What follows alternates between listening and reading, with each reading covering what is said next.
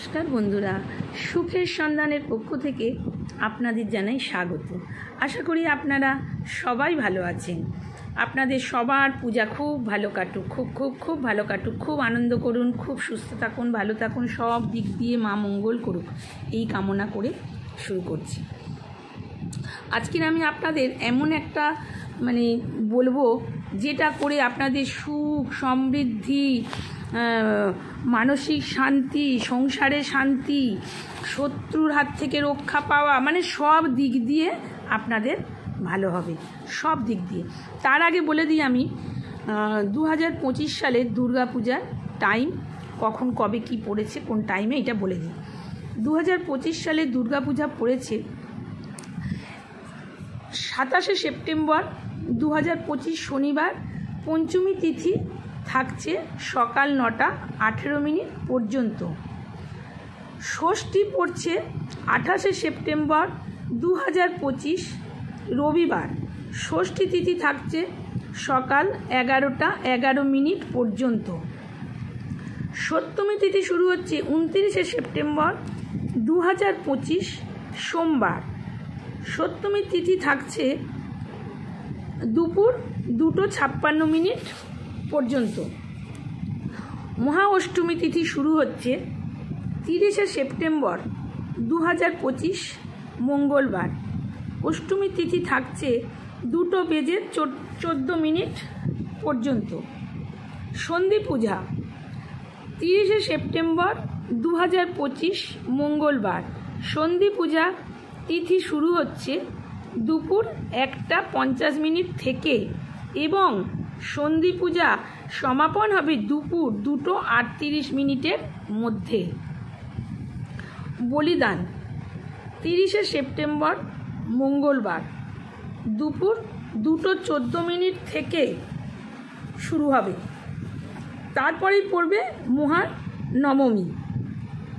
যখনই নবমী পড়ে যাচ্ছে তখনই হচ্ছে 1 অক্টোবর 2025 বুধবার। নবমী তিথি থাকছে 3:05 মিনিট পর্যন্ত। তারপরেই শুরু হয়ে যাচ্ছে বিজয়া দশমী, 2রা অক্টোবর। এটা 2রা অক্টোবর বৃহস্পতিবার শুরু হচ্ছে, শেষ হচ্ছে বিজয়া দশমী।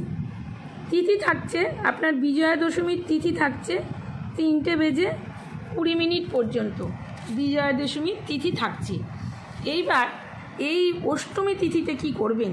অষ্টমী তিথিতে যে টাইম বলে দিলাম ওই টাইমের মধ্যে স্নান করে শুদ্ধ বস্ত্র পরে 10টা পদ্ম কিনবেন।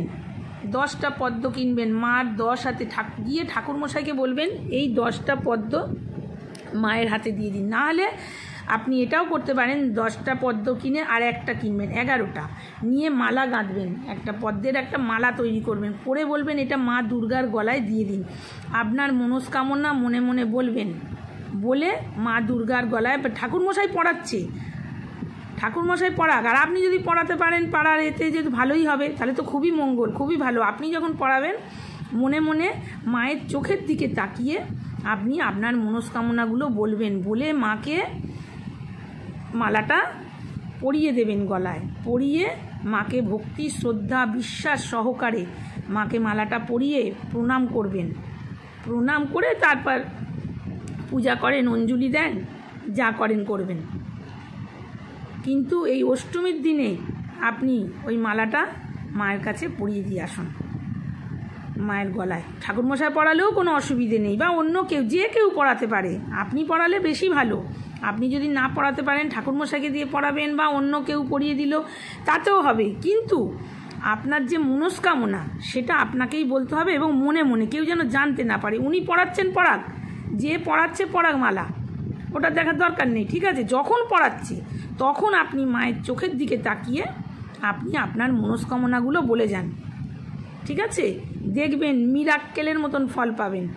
এই 25 সালের মধ্যেই আপনার যে কি উপকার হবে সেটা বুঝতে পারবেন। আপনার যে মনের কষ্ট, যে দুঃখ যা আছে, যেটার জন্য আপনি এতদিন চেষ্টা করছেন, পাচ্ছেন না, এটা মায়ের কাছে জানান, মাকে বলুন, সেই বাধাটা আপনার কেটে যাবে, গিয়ে আপনি উত্তীর্ণ হবেন, হয়ে সেই কাজটা আপনার খুব সহজে হয়ে যাবে, যেটা এতদিন আটকে ছিল, যেটা হচ্ছিল না।